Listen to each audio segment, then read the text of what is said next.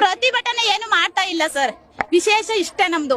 ನಾವು ಧರ್ಮಸ್ಥಳದ ಬಗ್ಗೆ ಮತ್ತೆ ಪೂಜ್ಯರ ಬಗ್ಗೆ ಅವರು ಅವಹೇಳನಕಾರಿ ಮಾತಾಡೋದು, ಅವ್ರು ಬೇಕಾಬಿಟ್ಟಿ ಮಾತಾಡೋದು, ಮತ್ತೆ ಅದಾಗಿದೆ ಇದಾಗಿದೆ ಅಂತ. ನಮ್ಮ ಉದ್ದೇಶ ಒಂದೇ, ಏನಂತ ಸೌಜನ್ಯಂಗೆ ನ್ಯಾಯ ಕೊಡ್ಸಿಯಪ್ಪ. ಅವಳು ಹೆಣ್ಮಗ್ಳು ನಮ್ ತರನೇ, ಖಂಡಿತವಾಗ್ಲೂ ಅಲ್ಲ.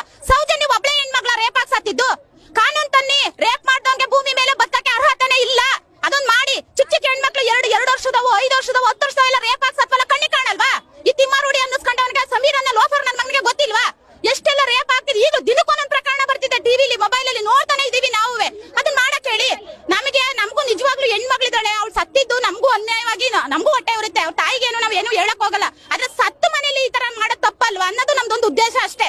ಅದನ್ನ ಇಟ್ಕೊಂಡು ಧರ್ಮಸ್ಥಳದಲ್ಲಿ ನಾವ್ ಅದ್ ಮಾಡಿವಿ 500,000 ರೇಪ್ ಮಾಡಿ ಹೂತ್ ಹಾಕಿದ್ದಾರೆ ಅಂದ್ರೆ ಅಟ್ಲೀಸ್ಟ್ 13 ಗುಂಡಿಲಿ ಒಂದು ಸಿಗ್ಲಿಲ್ವಲ್ಲ ಸರ್? ಅದ್ ಸಿಕ್ಕಿಲ್ಲ ಅಂತ ಅಂದ್ಮೇಲೆ ಅವ್ನು ಸುಳ್ಳು ಹೇಳ್ತಿದ್ದಾನೆ ಅಂತ ಯಾಕೆ SIT ತನಿಖೆ ಗೊತ್ತಾಗ್ತಾ ಇಲ್ಲ? ಹಂಗಾರೆ ಕಳ್ಳರನ್ನ ಇಟ್ಕೊಂಡು ಸುತ್ತ ಆಗಿದ್ದಾರ? ಧರ್ಮಸ್ಥಳದಲ್ಲಿ ಕಳ್ಳರು ಹುಡುಕಿದಾರ ಇಲ್ಲ ಏನ್ ಹುಡುಕ್ತಿದ್ರು, ಹೆಗನ ತೆಗಿತಿದಾರೆ ಅಂತ?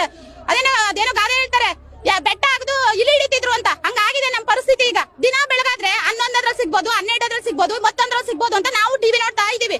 ಯಾಕಂತಂದ್ರೆ 10 ಜನ ಏನಾರು ಅಂತಾರೆ ಅಂದ್ರೆ ನಾವು ನಿರೀಕ್ಷೆಗೆ ಮೀರಿ ನಮ್ದೇ ಯಾವ್ದೋ ಒಂದು ಧರ್ಮ ಇರ್ಬೋದು, ಒಂದು ಏನೋ ಇರ್ಬೋದು, ನಮ್ಮ ನಂಬಿಕೆ ಇರ್ಬೋದು, ಆದ್ರೂ ಅದ್ರಲ್ಲೊಂದು ಏನೋ ಇದೆ ಅನ್ನೋದು ಒಂದು ನಾವುವೇ ಯೋಚನೆ ಮಾಡ್ತಾ ನೋಡ್ತಿದ್ವಿ. ನೆನ್ನೆವರೆಗೂ ನೋಡಿದೀವಿ ಸರ್ ನಾವುವೇ. ನೆನ್ನೆ ನೋಡಿದಾಗ ನಮ್ಗೆ ಅನ್ಸಿದ್ದೇನು ಅಂದ್ರೆ, ಒಬ್ಬ ಮನುಷ್ಯ ಹಿಂದೂ ಧರ್ಮದ ಪ್ರಕಾರ ಎಷ್ಟಡಿ ಗುಂಡಿ ತೋಡಿ ಒಬ್ಬ ಶವ ಸಂಸ್ಕಾರನ ಮಾಡ್ಬೋದು, ಬಿತ್ತಿ ನಾವು ಒಬ್ಬನೇ ಹೋಗಿದ್ದೆ ಅಂತ ಅವ್ನು ಹೇಳ್ತಿದ್ದ.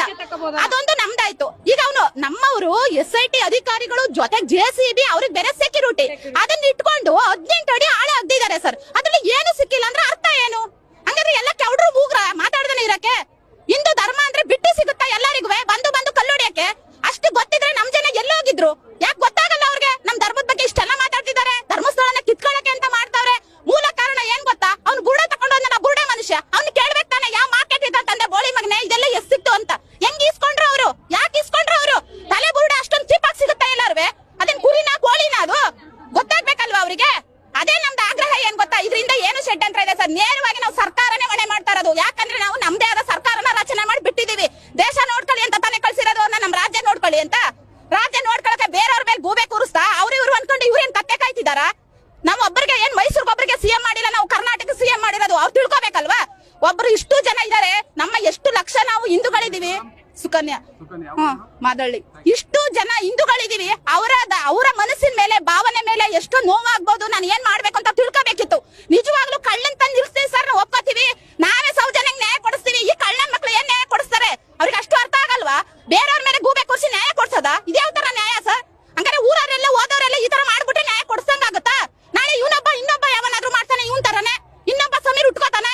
ಆ ಸಮೀರ್ ಅನ್ನೋನ್ ಯಾವನು ಮೊದ್ಲು ಅವನ್ನ CIT ತನಿಖೆಗೆ ಒಳಪಡಿಸ್ಬೇಕು, ಒಂದು ಮಂಪರು ಪರೀಕ್ಷೆಗೆ ಅವನ್ನ ಒಳಪಡಿಸ್ಬೇಕು.